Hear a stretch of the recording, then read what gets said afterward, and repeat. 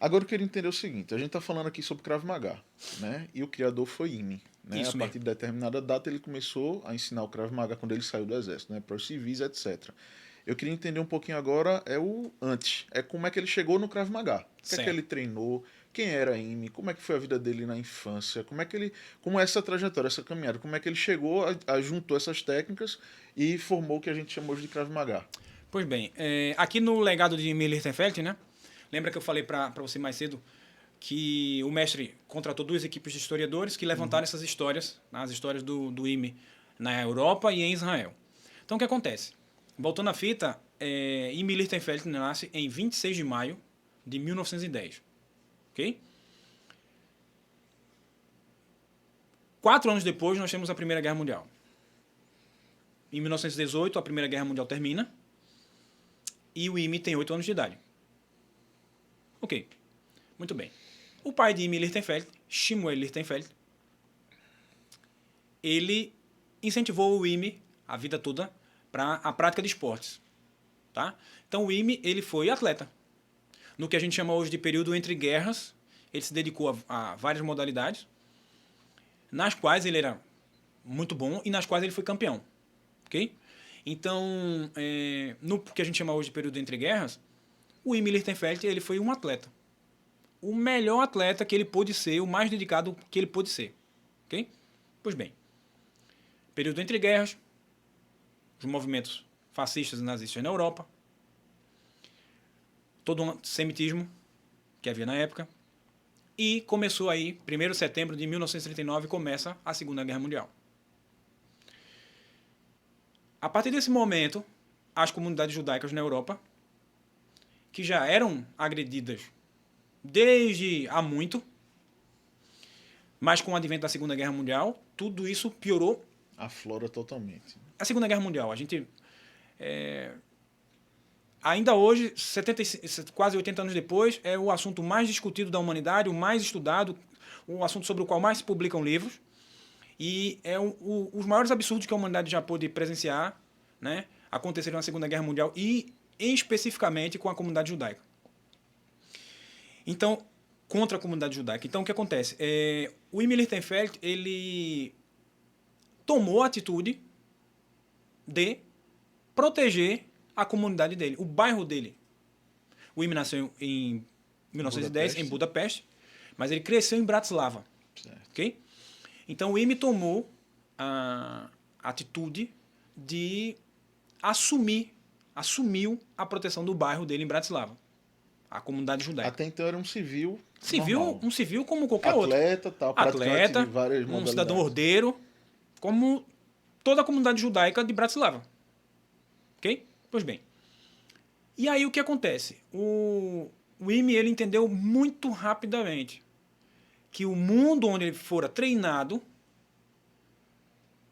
aquele mundo tinha acabado. Ok? Então, subir no tatame, no ringue, subir no tatame ou no ringue, é subir num mundo de regras. Sim. É estar num espaço Controlado, né? consagrado, tá? Para a luta, para o desporto, ok? Mas um mundo de regras. Porque, Tiago, é o seguinte, um adversário, veja só essa questão, um adversário é uma pessoa que te respeita, Perfeito. ok? Por mais que o adversário ele jogue duro, aí não faltam exemplos há milhares de lutas, né, disponíveis na internet para você assistir, lutas duríssimas, em que muitas vezes os combatentes terminam lesionados, né, com lesões, inclusive escabrosas, Sim. mas são adversários, e um adversário ele te respeita, um inimigo não. Ok? Então o que acontece? O IME viu que no mundo de regras, quando alguém cai no chão, o árbitro me joga para o outro canto. Então, olha, vai lá, fica lá no outro canto. Abre a contagem, né? Ou abre contagem. Por exemplo, se o adversário não conseguir se restabelecer, ele perdeu. Sim. Acabou a luta, apertamos os dois as mãos. Isso. Como é que você tá? Tá tudo bem, cara? Puxa, treina mais um pouco, quem sabe na próxima, e aí foi. Tá? Se alguém é nocauteado, muitas vezes o próprio lutador que o nocauteou fica preocupado. Sim, sim. Tá?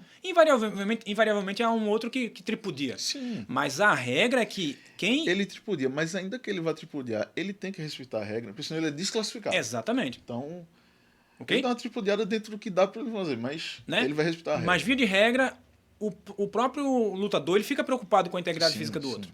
E ele sabe que amanhã pode ser ele. Isso pode ser ele, exatamente. Na vida real, o Ime se deparou com um mundo onde isso não existia mais. No mundo onde ele estava sozinho, com um grupo de, no máximo, 10, 12 amigos que tomaram também a mesma atitude que ele, né? Que resolveram segui-lo e proteger a comunidade, proteger o bairro deles. O Ime muitas vezes se via sozinho contra 50 do outro lado, 100 do outro lado. Tá? Alguém foi no meio da praça pública, falou 3 ou 4 coisas, falou meia dúzia de P's e de M's e diz assim, ó, estamos aqui nervosinhos, estamos aqui revoltados, estamos aqui frustrados, estamos muito chateadinhos, então vamos ali no bairro judaico desafogar as mágoas. E lá estava Emil Lichtenfeld e o grupo de amigos dele à porta do bairro, sabendo que se eles passam, se o inimigo passa, quem está atrás do Ime e dos amigos dele? As famílias deles. Então eles não podem passar. Então o Krav Maga ele surgiu dessa observação prática do Ime, né? Dessa necessidade prática. O Krav Maga é eminentemente prático. Tá?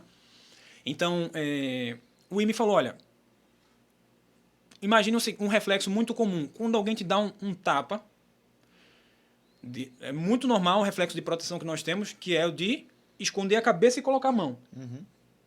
Tá? Imagina essa situação aqui. Alguém te dá um tapa, você faz isso. É o reflexo natural. Então, dá um exemplo bem básico, né?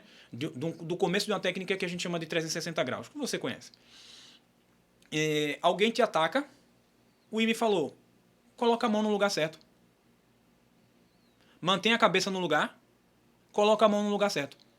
Por exemplo, ao invés de reagir instintivamente, que é se proteger, se fechar, virar o rosto, baixar a cabeça, qualquer coisa que vale, ele falou, não, coloca a mão, enrijece o braço tanto quanto pode, e olha, encara o problema de frente, encara o inimigo de frente. Uma coisa simples, como colocar a mão no lugar certo. Surgiu dessa observação prática, de que no mundo real, onde uma comunidade estava sendo agredida, e não havia quem fosse por essa comunidade, o que valia em cima do tatame, em cima do ringue, não valia. Perfeito. Então o Krav Maga ele saiu daí. Ok? De novo, são dois mundos. O mundo da regra, um mundo onde você sabe que você não pode usar o que as pessoas chamam no mundo da regra de golpes baixos, porque você vai ser desclassificado, você vai perder sua medalha, você vai perder todo um investimento que você fez, tá? Todo um custo que houve, por exemplo, com os patrocinadores, você vai perder porque você usou um golpe baixo. Na rua, eu preciso fazer qualquer coisa para voltar para casa. E muitas vezes essa é uma coisa que as pessoas não entendem quando o assunto é defesa pessoal. O que você não pode usar no ringue, no tatame, é justamente o que o inimigo faz com você. Enquanto uma pessoa está prostrada no chão, é quando ela é agredida. Quando ela cai no chão, 4 pés, 2 pernas de cada um chutando. A pessoa cai no chão, o agressor pega a primeira coisa que está na mão e desce em cima da cabeça da vítima. Um paralelepípedo que seja, uma cadeira que seja, um pedaço de pau que seja. A gente vê muito isso em confusão em jogo de futebol, né? Quando tem aquele negócio que um cara cai, outro mete a bandeira, mete tudo. Tá? Só voltando à fita, aquele exemplo que a gente deu, de um lugar que eu sei que tem a chance que haja confusão, eu não vou para lá. Mas então, o Ime, ele precisou se defender a comunidade dele, defender os amigos dele, e mais tarde, uma vez que ele desenvolveu esse corpo de conhecimento, ele precisou ensinar isso para os outros no Estado de Israel. Então, é exatamente daí que sai. Ime é um cidadão comum, como qualquer outro, filho de um homem honrado. Shmuel Lichtenfeld era policial, tá? Foi o policial, na época dele, mais condecorado por ter sido o policial que fez a maior quantidade de prisões de criminosos barra pesada na época em que Shmuel Lichtenfeld era policial. Então, o Imi Lichtenfeld foi filho desse e ele homem. já deveria lutar também, ser atleta e tal. Tá? Ele, eu Então, digo o pai de Imi, né? O pai de Imi, exatamente. O Shmuel, ele incentivou que o filho fosse o quê? O filho se espelhasse no exemplo dele. Fosse ordeiro, correto, homem, fosse um cidadão que ajudasse a sociedade e não só uma pessoa que se escora na sociedade. Então, o Imi cresceu com essa referência, Esses com valores. esse espírito, com esses valores. E ele manteve isso aí como atleta.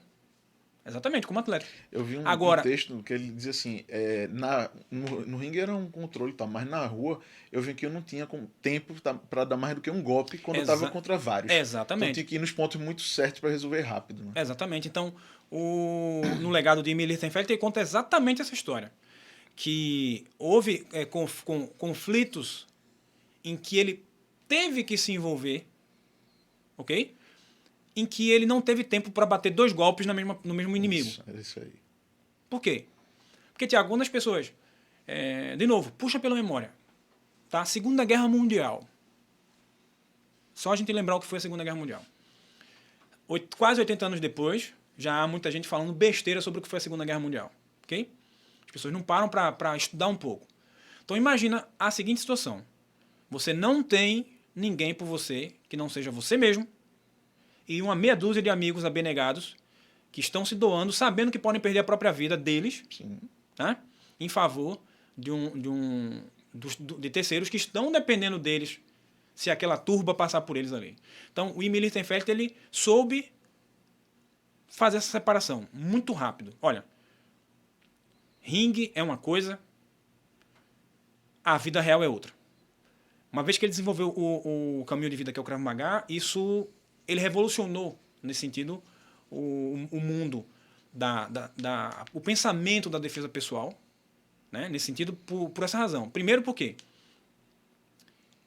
até, vamos dizer assim, nesse sentido, até o surgimento do Krav Maga, um cidadão comum, qual era a opção que o cidadão comum tinha? A opção que ele tinha era de esperar que uma força constituída fosse por ele. Que força constituída estava em favor da comunidade judaica na Segunda Guerra Mundial? Meu Deus. Só os aliados. Né? Muito mais para frente. Então, veja, ou eu tomo a atitude de me defender e de defender um terceiro, e aí o Imi dedicou a vida dele a criar um método que ensinasse pessoas comuns a fazerem exatamente isso. Pessoas comuns. Pessoas de 50 quilos, pessoas de 60 anos de idade, pessoas de 10 anos de idade. Tá? Cada um chega no Krav Maga, como a gente discutiu aqui, numa época diferente da vida dele. Okay? Quando o Emil Lichtenfeld foi ensinar as pessoas, ele não pôde dizer, não, eu só quero que tragam para mim cabras do perfil de Tiago Oliveira aqui. Quase 2 metros de altura, da largura de uma porta, da largura de uma geladeira, caras que tenham pelo menos aí 120 quilos de músculo e que sejam, sei lá, um pretoriano. Não, ele ensinou pessoas comuns, quaisquer pessoas que aceitassem o método, obviamente. Porque você também tem que entender o seguinte, o Imi criou o Krav Maga, dessa necessidade prática de se defender a comunidade dele, e criou esse caminho de vida para ensinar as demais pessoas. Ok, você tem que aceitar o processo. Se você não aceitar o processo, não adianta também, nem o Emil Lichtenfeld, nem o mestre Kobe, nem o instrutor Tiago Augusto, não vai adiantar que nenhum de nós vai tentar te convencer da necessidade que você tem de se defender. Isso tem que partir da pessoa. O método está pronto, funciona, testado e aprovado aí há mais de 70 anos desde a fundação do Estado de Israel. Vem salvando vidas em Israel e no Brasil e em qualquer lugar do mundo.